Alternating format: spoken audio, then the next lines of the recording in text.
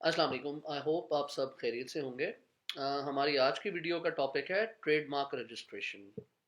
Trademark क्या होता है और ये अमेज़न के बिजनेस में इतना ज़रूरी क्यों है?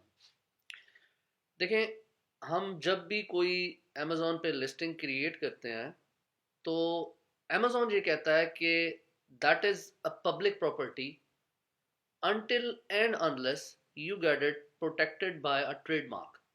ठीक है, जब तक आप अपनी अमेजोन लिस्टिंग को ट्रेडमार्क से रजिस्टर नहीं करेंगे या अपने ब्रांड को ट्रेडमार्क से रजिस्टर नहीं करेंगे, तब तक आपकी लिस्टिंग पे कोई भी आके हाईजैक कर सकता है आपकी लिस्टिंग को। अच्छा, लिस्टिंग हाईजैकिंग क्या होती है? फॉर एग्जांपल, आपने एक प्रोडक्ट लॉन्च किया, आपने लिस्टिंग क्रिएट की, कोई भी चीज़ आपने उस पर मेहनत की, आपने उस पर पैसा इन्वेस्ट किया, आप कहीं एग्जिस्ट नहीं कर रहे थे और आप उसको रैंक करते करते करते पहले पेज पे आ गए और आपकी डेली की फॉर एग्जांपल 50 ऑर्डर्स डेली के आपको आने शुरू हो गए हैं। ठीक है, और आप अब प्रॉफिटेबिलिटी में चले गए हैं और 3 से 6 माह का टाइम लगा आपको, लेकिन इस सारे टाइम में आपने ट्रेडमार्क रजिस्ट्रेशन के बारे में नहीं सोचा। ठीक है, तो क्या हो सकता है जो होता है, बहुत से लोगों के साथ ये हुआ है। ठीक है, होता ये है कि कोई भी सेलर आपकी लिस्टिंग को आकर मी टू कर देगा। दैट मीन्स वो आकर अमेजोन से ये कहेगा कि सेम प्रोडक्ट मेरे पास भी अवेलेबल है और मैं भी बेचना चाहता हूँ, तो Amazon has no problem with it. ठीक है, अमेजोन कहेगा okay fine, as far as this seller is not trademark registered, you can sell with that listing as well।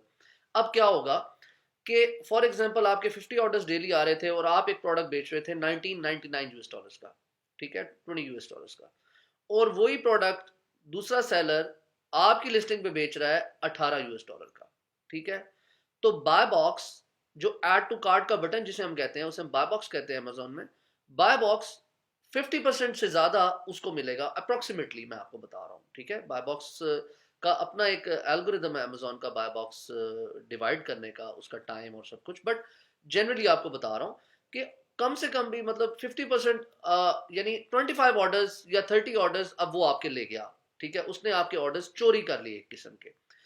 वो चोरी इसलिए कहूंगा कि देखिए, आपने मेहनत की उस लिस्टिंग को ऊपर लाने में, आपने पैसा इन्वेस्ट किया, आपने टाइम इन्वेस्ट किया, आपने सब कुछ किया, लेकिन कोई भी कहीं से भी आके, यूजुअली ये चाइनीज बहुत ज्यादा करते हैं। ठीक है, जैसे ही वो देखते हैं कि एक लिस्टिंग पहले पेज पे या टॉप पे है या अच्छी सेलिंग हो रही है उस लिस्टिंग के ऊपर, और वो ट्रेडमार्क रजिस्टर्ड नहीं है, और ये इजिली पता लग जाता है कि आप ट्रेडमार्क रजिस्टर्ड नहीं है। ठीक है, there is a way of finding that. तो वो क्या करता है, वो दूसरा सेलर आके बजाय वो पूरा रैंक कराने के और ब्लीड करने के और वो इतना पैसा इन्वेस्ट करे, उसको डे वन से ही, from the very next second, जैसे ही वो बेचना शुरू करेगा, तो उसको ऑर्डर्स आने शुरू हो जाएंगे, क्योंकि वो बेसिकली आपकी लिस्टिंग के बेनिफिट्स यूज कर रहा होता है। ठीक है, तो इसके लिए बहुत ज़रूरी है कि आप trademark as soon as possible register करा रहे हैं। ठीक है, जो जो भी सेलिंग कर रहा है ऑलरेडी और ट्रेडमार्क रजिस्टर्ड नहीं है, तो मैं उसको रिकमेंड करूंगा कि please go for getting your trademark registered as soon as possible. ठीक है, यूजली मैं पर्सनली क्या रिकमेंड करता हूँ अपने कोलीग्स को, अपने स्टूडेंट्स को, तमाम लोगों को, कि आप पहली शिपमेंट भेज रहे हैं और पहली शिपमेंट में ही आपको यूजुअली पता लग जाता है कि either your product is going to be successful और नॉट। ठीक है, काफ़ी हद तक आपको पता लग जाता है। और यूजुअली मैं यही कहता हूँ कि आप अगर 1000 यूनिट्स पहले शिपमेंट में भेज रहे हैं, जो एटलीस्ट आपको भेजने चाहिए, तो आप उसमें रैंक भी कर जाते हैं पहले शिपमेंट में।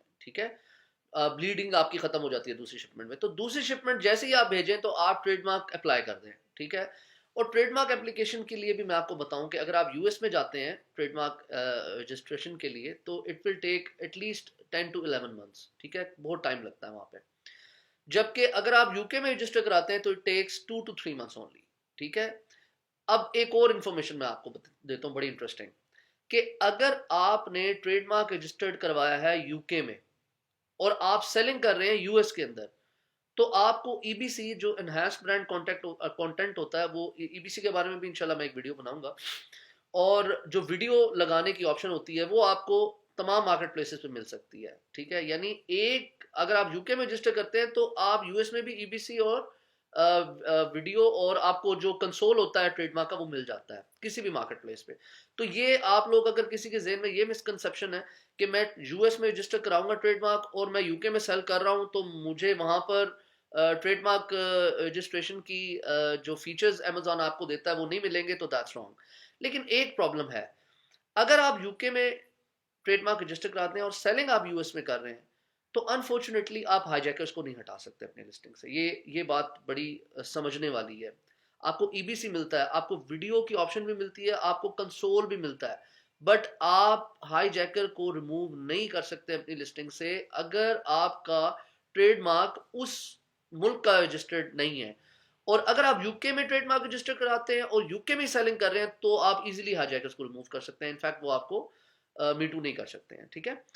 तो I hope that was a lot of information I gave, and if you have any question, please write in the comment section below, and I'll be waiting for your responses, and inshallah I'll keep on providing videos like this in future. Thank you ji. Assalamu alaikum.